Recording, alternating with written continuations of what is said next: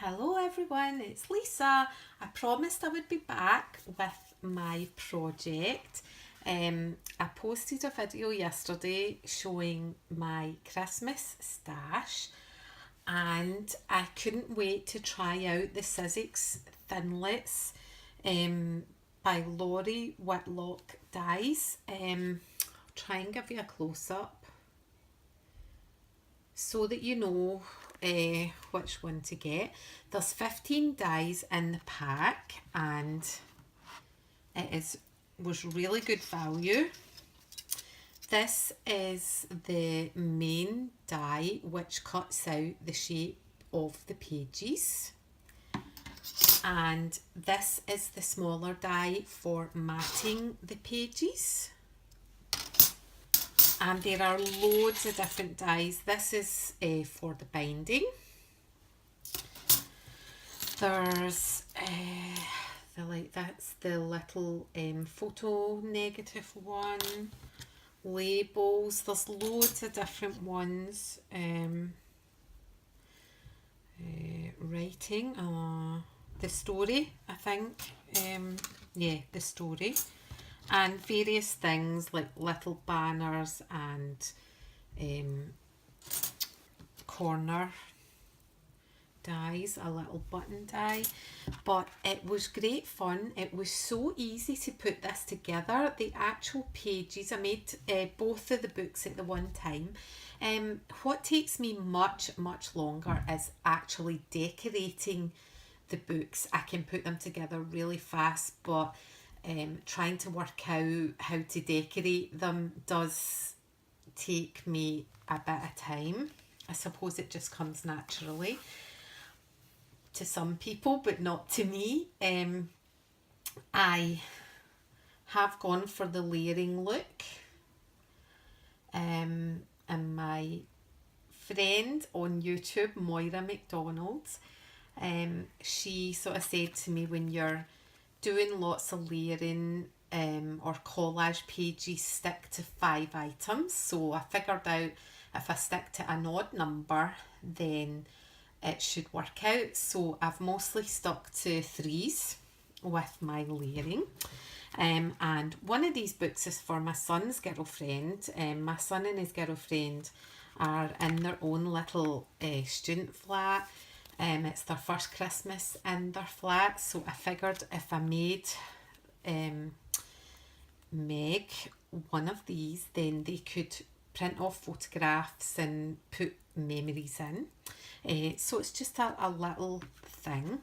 And the other one, this one, is going to be for one of my old Stampin' Up colleagues. And I'm not going to say too much because she does subscribe to my channel, but it's just a little thank you to her. So the books are more or less the same. So let me start with this one. Isn't it lovely? What I've done is I've put the trio here. This is a little chipboard piece. I'm pretty sure it was my friend Gail that gifted me these, and just some bits and pieces I had in my stash which I've mounted onto black cards to match the theme of the book. And I think the paper was Fancy Pants, possibly, that it was called, and I either got it from the USA or maybe bought it second hand off eBay. Anyway, it was just odd sheets that I've kind of flung together and tied a bit of twine and a little snowflake charm on each one. There are a few people who've done run-throughs of these on YouTube, and one of them was my sister Scrapper, Ginger from My Sister Scrapper, who I've subscribed to that channel for a long time, and she had done quite a few of these, so I picked up some good tips from her. So I think I've got the front and back cover plus 5 pages. I figured that was enough because I didn't want it to be too chunky.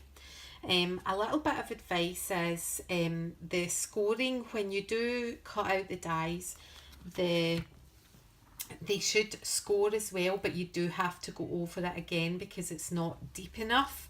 So I scored these at, I think it was, each page I scored at 1/6 of an inch, which was just beside the natural scoring line of the die. So that worked out much better because you really have to score it or the pages are too stiff to turn. And let's go inside. So here I had a little label, a little tag which I've cut out and mounted onto black card, and I've put a tiny staple in there from a Tim Holtz stapler, and inside I've put a couple of little tickets that I had in my stash, and I've gone around them with gathered twigs distress ink. That is my favourite colour. I use that on most things. And here I've just put a little banner there. Christmas isn't a season, it's a feeling. And I've just mounted it onto black card. So you could stick a photograph there. It's still a little bit stiff at the moment. Photograph here and a little Santa figure which I've cut out and mounted onto black card, and put in a little ticket there. I think I might have forgotten to distress that. I'll need to go back and do it. And on this side, just a little Santa wooden embellishment. And here I've made a little pocket mounted onto black card, and I've put in a little tag there. And this side, this was from a decoupage pack, and I've just put it on with some washi, and it's a little flip and a little shallow pocket with a couple of tags inside, and another blank page for a photograph. And here I've done a little cluster of 3 all mounted onto black card, and that's a little tuck spot, and I've put a little tag in there, and it looks, they're all kind of vintage looking, and I've got, with going round it with the distress ink, it's made it look even nicer. The actual album hasn't been distressed because I forgot to distress it. How silly was that? I was quite annoyed at myself actually, because I haven't crafted for a wee while and I haven't used my distressing inks. I completely forgot, and then I realised once I'd stuck all the mats onto the pages, so that's a bit daft. But I've done all the ephemera and the tags. And on the back, just made a little tag which I have mucked up because it wasn't quite dry here. So I've been scraping it off ever since. That's supposed to look like 2 brads, and made a couple of tiny tags from a Tim Holtz die. And that is it. So I'm really chuffed with it. It's such a cute little album. This one, the tags have fell out. So this one's more or less the same, just slightly different with the decor.